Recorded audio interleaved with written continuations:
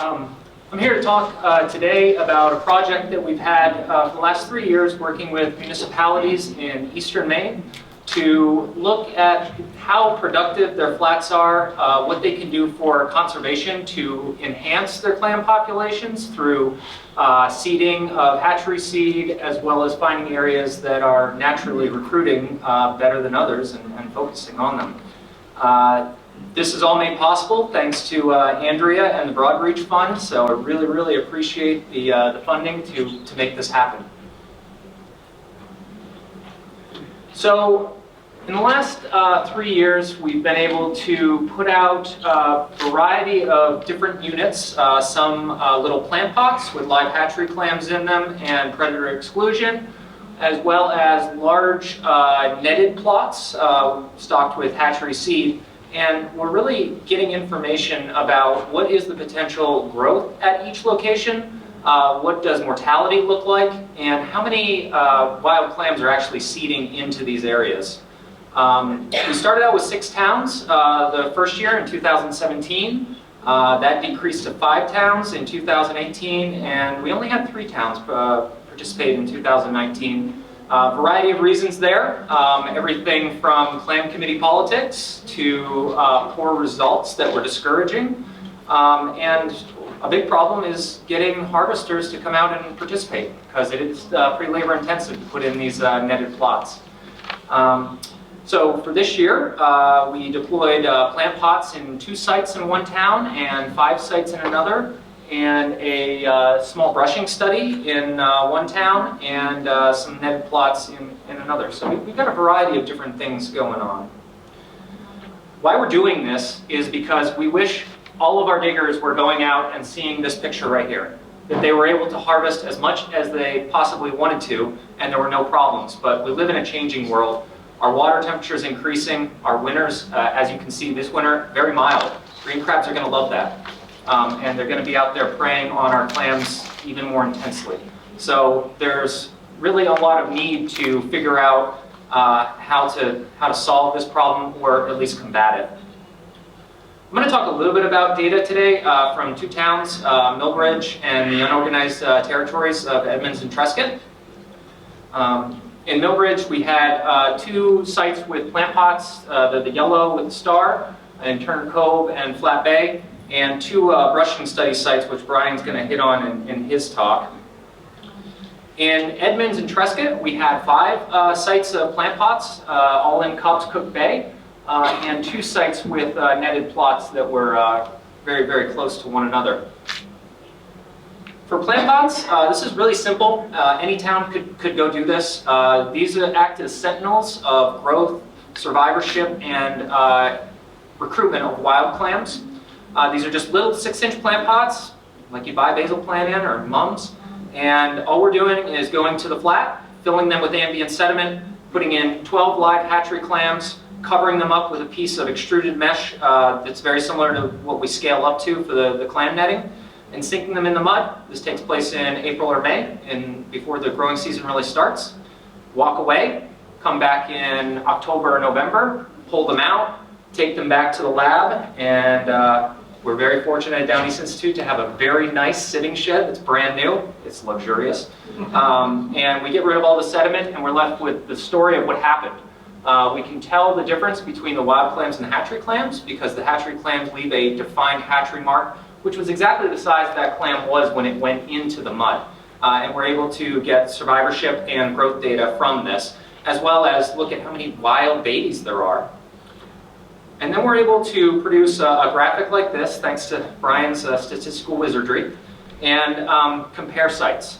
So one of the big takeaways from this year was I expected the growth in Cobb's Cook Bay, which is what you're looking at here as average growth, to be significantly less than that in Millbridge. It's much farther to the west, Millbridge is, and the water is a bit warmer, but we didn't really see that big a difference in growth between the 2 municipalities.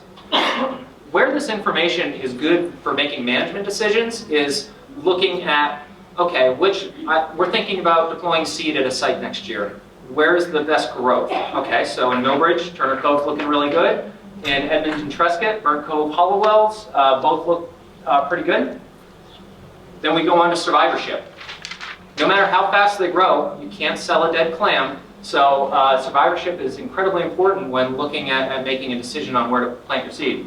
In Millbridge, almost the exact same survivorship. And in Edmonds and Trescott, Hallowell's, which, if you remember, was one of the better growing sites, had the best survivorship. So if I were making a decision, right now Hallowell's looks good and Turner Cove looks good. And really, the most important thing when we're looking at this is wild recruitment. You hear a lot of terms, dead mud, thrown around. There's a reason that they're not recruiting there or growing there, and it's usually not because the flat can't sustain or grow a clam. It's that most likely they're getting nailed by predators before you ever see them. And if you're a municipality who you can't afford to buy seed, it's expensive, I understand. Just putting out nets in areas that you believe to be producing lots of recruits is a great strategy. Now, that being said, it doesn't mean that if you go to Fred's Island next year and put down nets, you're going to get this type of recruitment. It's going to differ every year. But if you track the wild recruitment over a number of years, I think you can really identify some flats that do recruit better than others. So again, in Millbridge, Turner Cove's looking even better because of the high number of recruits. And Hallowell's didn't recruit very well, but that's still where I put my money. One thing that I learned from some of the clam committees that we work with is they're improving this very simple technology of putting out a net. In Millbridge this year we put out 40 nets between two sites. And even though many of them were compromised by the edges or corners coming up, allowing crabs to go in, only one net floated away. And it was adjacent on the shore. And the reason for that is that these guys are putting ropes around the outside of the nets with loops at the corners that they're then staking down. The rope both adds rigidity to the net, so if you've used these nets, you know that they tear very easily. This really helps to make them much more robust, and the stakes work to keep the nets from floating away. So really, really good. I don't know who came up with this idea. I've seen it in Millbridge, Steuben, Gouldsboro, but if you're going to be putting out nets, it's a great idea to be a good steward of the environment and not lose your nets and lose your infrastructure. So a couple takeaways from my work with the clam committees. Netting works and really should be used if you're going to be purchasing seed or if you're looking to just do something to protect your wild babies. It is more labor intensive than not netting, but you're going to see much better results. Most areas that are seen as unproductive can support clams. Nowhere that we put plant pots did we not have clams grow. So there's plenty of food in the water to support clam growth. Not all sites are appropriate for netting. As we found out in some towns, we have a really hard time keeping them down. And again, the ropes attached to the nets are a great way to go. I've seen the best harvester participation from the municipalities that have an active shellfish warden. And that could be the shellfish warden that coordinates and runs the meetings, coordinates the conservation efforts, and goes out and gets on the mud with the harvesters and gets dirty. I think it goes a long way to get people to show up and help out. Army Corps permits, you need these for these nets. Anytime you put structure in the intertidal, that is, you need an Army Corps permit. So file those early because it can take several months to get them, and avoid eelgrass at all costs because you will not get your permit. Get local kids involved. We were working with Sumner High School and some of our other local high schools, and it was a great opportunity for us to get some free labor, to get the kids out and get them engaged and learn something about the science that we're employing. And plant pot studies, while they are helpful and it's something that you can do to help hedge your bets, they don't always scale well. And we've seen that at a couple different sites.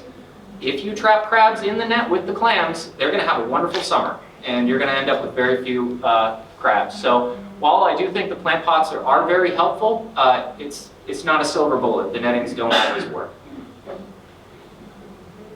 So what's next? We were very fortunate to get funded again for the Broadreach Fund for a different project.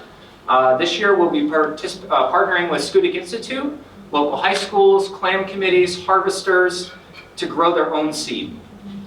One thing that I've heard in the 10 years that I've been selling seed at Down East Institute, seed's pretty expensive. I know, I have to grow it. It's energy intensive, it's labor intensive. But the smaller seed you buy, the cheaper it is. And there's no reason that a municipality can't buy a 1.5 millimeter seed and grow it out the way that we do and hopefully save themselves some money. So what we're going to be doing is partnering with 3 schools and the municipality to have kids build these simple wooden floating trays that we grow our seed out in. They've got pet screen on them so the clams can't get out. A handful of periwinkles goes in to act as biological vacuum cleaners, wrapped in black plastic to keep the birds from poking through and also enhance growth through the sun hitting the plastic and warming it up. Each one of these will house 10,000 juvenile seed, and they'll go out for the summer and hopefully grow great and survive well. The students are going to be involved in every step of the process and partnering with the municipalities, the harbor masters to find a lease, because we will have to get LPAs for these. They're going to be applying for those themselves and learning a lot about aquaculture. So in November, when we bring these back in, the seed is removed from the trays. We sieve it to clean it up a little bit and pack it away for the winter in a simple cage like this. They go into pet screen bags. And over the winter, we typically have about 95% survivorship, so and very minimal effort. Once a month, you got to spray them off a little bit. The cage is then placed into wet storage. We're fortunate in our facility to have a large overwintering tank, but the town of Gouldsboro is going to be building their own facility, and it is possible to overwinter them in a field at a lease or a vacant lobster pound. And then the seed is deployed the following spring within the municipality, and the cycle continues. So we're really excited to have this opportunity to keep this work going and get students engaged. And that's all I have for you today. Well done.